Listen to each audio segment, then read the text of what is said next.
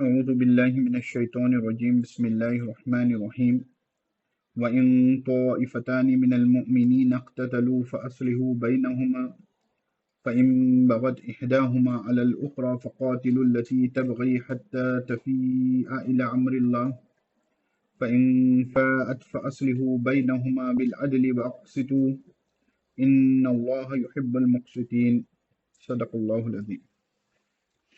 پچھلی آیتوں میں اللہ رب العزت نے مسلمانوں کو حکم دیا تھا کہ اگر کوئی شخص آپ کے پاس جو ہے خبر لے کر آئے تو اس کی خوب تحقیق کر لیں۔ تفصیل سے جو ہے اس کے بارے میں احکام جو ہے پچھلی آیت کے ذیل میں گزر چکے۔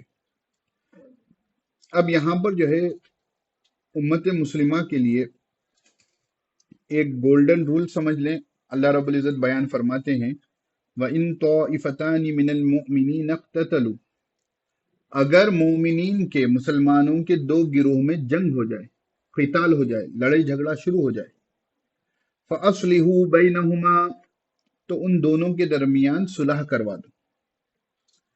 اس آیت کے شان نزول میں بعض واقعات ذکر کیے گئے ہیں۔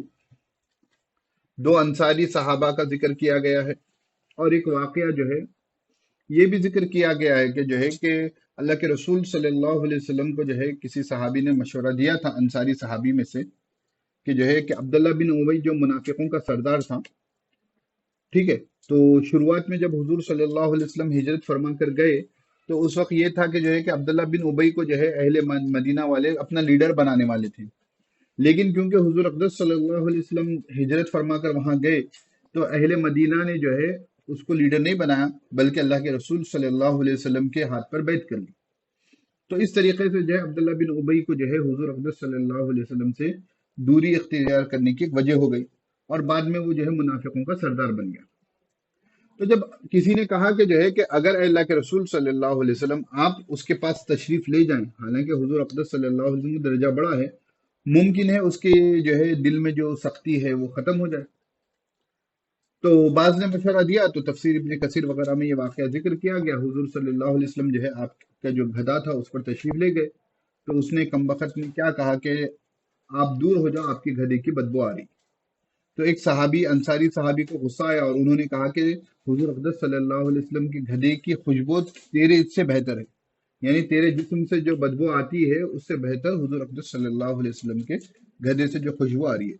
اس پر جو ہے جانبین، یعنی عبداللہ بن ابی کے جو سپورٹرز تھے اور جو مسلمان تھے ان میں جھگڑا ہو گیا۔ تو حضرت انس بن مالک رضی اللہ تعالیٰ عنہ کہتے ہیں کہ کہا جاتا ہے کہ اس سلسلے میں یہ آیت نازل ہوئی۔ تو ممکن ہے اگر اس سلسلے میں ہوئی ہو تو جو ہے شروع زمانے کا ہو، جب عبداللہ بن ابی کا نفاق واضح نہیں ہو چکا تھا۔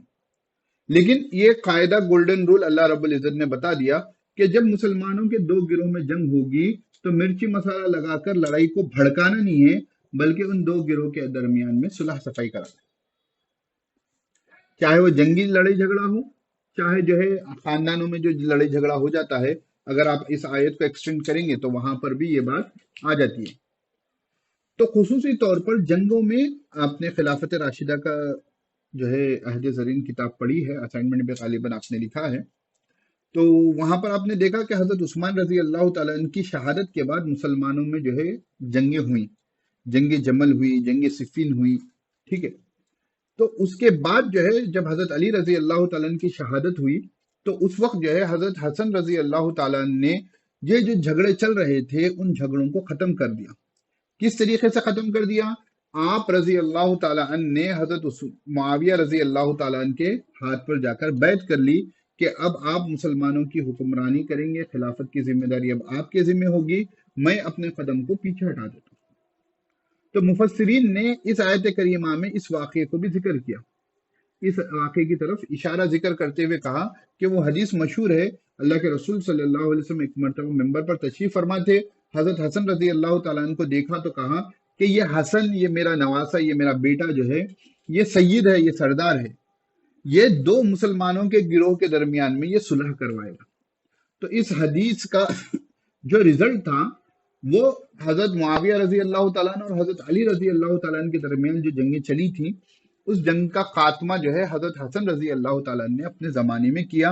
تو مفسرین اور محدثین کہتے ہیں کہ اس جو حضور صلی اللہ علیہ وسلم نے پیشن گوئی کی تھی وہ یہی عمل ہے جو حضرت حسن رضی اللہ تعالیٰ نے کیا۔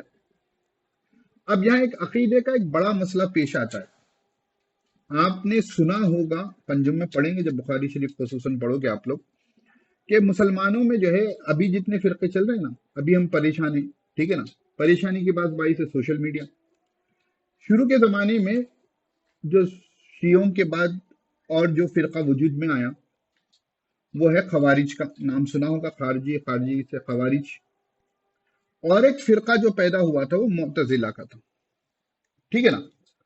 تو میں ان کے تفصیلی عقیدے میں نہیں جا رہا ہوں، میں ایک بات بس اس آیت کریمہ سے جو ان کے عقیدے کا بطلان ہوتا ہے، رد ہوتا ہے، وہ بتا رہا ہوں کہ خوارج جو تھے حضرت معاویہ رضی اللہ تعالیٰ عنہ کو اور غالباً اور جو ان کے ماننے والے ہیں، اور ادھر حضرت علی رضی اللہ تعالیٰ عنہ کو بھی سب کو ایمان اسلام سے خارج سمجھتے تھے۔ ان کا کہنا تھا کہ جو ہے کہ جب حضرت علی رضی اللہ تعالیٰ عنہ اور حضرت معاویہ رضی اللہ تعالیٰ عنہ کے درمیان جنگ چل رہی تھی، تو اس وقت جو ہے ایک فیصلہ یہ ہوا کہ دونوں جانبین سے ایک حکم آئے گا، جج آئے گا، قاضی آئے گا، وہ جو فیصلہ کرے گا قرآن اور سنت کی روشنی میں وہ مانا جائے گا۔ تو اس وقت جو ہے فیصلہ یہ ہوا تھا کہ جو ہے کہ اس وقت جنگ کو روک دیا جائے، جو بھی تفصیل جنگ صفین کا جو فیصلہ ہوا تھا۔ تو اس وقت خارجیوں کا گروہ نکلا تھا کہ وہ کہتے تھے کہ فیصلہ جو ہے وہ صرف قرآن کا ہوگا۔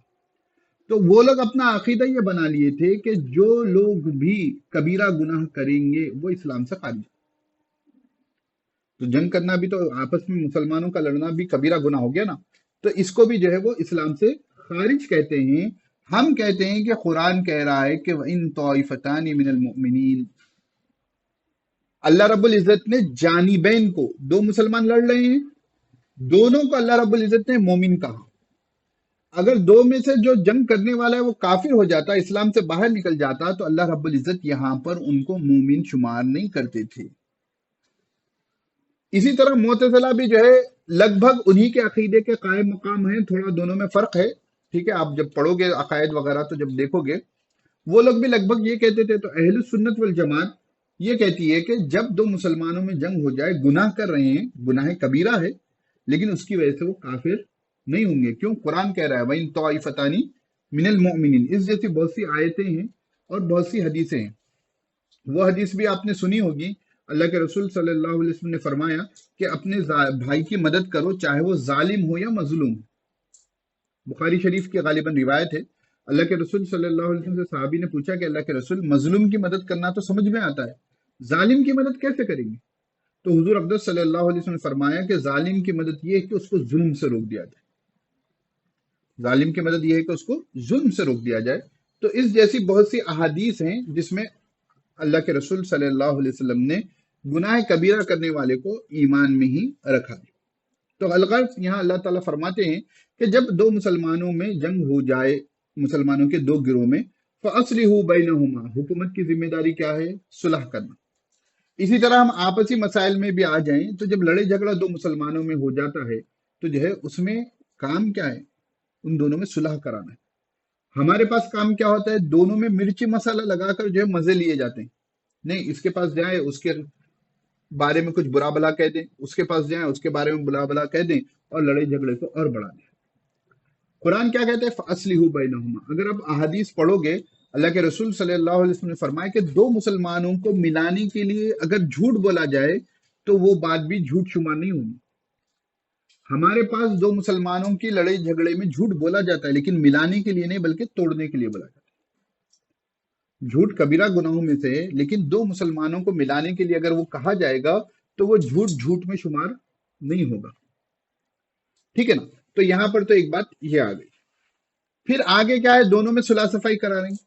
فَإِن بَغَتْ إِحْدَاهُمَا عَلَى الْأُخْرَى، اگر ایک نے دوسرے پر چڑھائی کر دی، بغاوت کر دی، سرکشی کر دی، حد سے تجاوز کر دیا، فَقَاتِلُوا الَّتِي تَبْغِي، تو جس نے سرکشی کر دی اس سے تم جنگ کرو، قتال کرو، لڑائی جھگڑا کرو، یعنی مار کاٹ کی بات چل رہی ہے، ٹھیک ہے نا، جنگ کے ماحول کی بات چل رہی ہے۔ حَتَّى تَفِيءَ إِلَىٰ أَمْرِ اللَّهِ، یہاں تک کہ وہ اللہ کے حکم کی طرف واپس آ جائے، یعنی لڑائی جھگڑے کو چھوڑے۔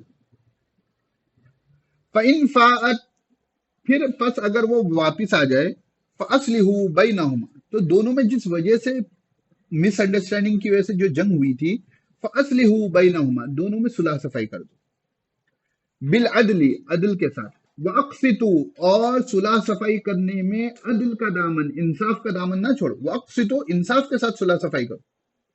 भाई दो लोग लड़ रहे हैं, ठीक है, दो गिरोह में मुसलमानों की जंग चल रही है, ठीक है, अब दोनों की जंग तो आपने रोक ली, जो कमजोर था उसको सपोर्ट कर कर जो है रोक ली, लेकिन आप रोक देंगे, उसके बाद आप चले जाएंगे, फिर कल के दिन जंग होगी। तो जो रूट कॉज था जंग का वो मालूम कर कर अदल के साथ, इंसाफ के साथ जो है आप दोनों के रूट कॉज को दूर कर दो। जिस वजह से दोनों में नाइत्तेफाकी हो रही थी उसको शरीयत के हिसाब से उस मसले को सॉल्व कर दो। एक तो है जंग रुकवाना, और जंग रुकवाने के बाद रूट कॉज को आप हल नहीं करोगे, लड़ाई हो रही है, दोनों को रोक दिए, चले गए, आप चले जाएंगे, फिर लड़ लेंगे। तो फासलिहू बैनहुमा बिल अदली वअक्सितू इन्नल्लाह युहिब्बुल मुक़सितीन, बेशक अल्लाह तबारक व तआला इंसाफ करने वालों को पसंद करते हैं। मुक़सित, इंसाफ करने वाला, मुक़सित, इंसाफ करने वाला।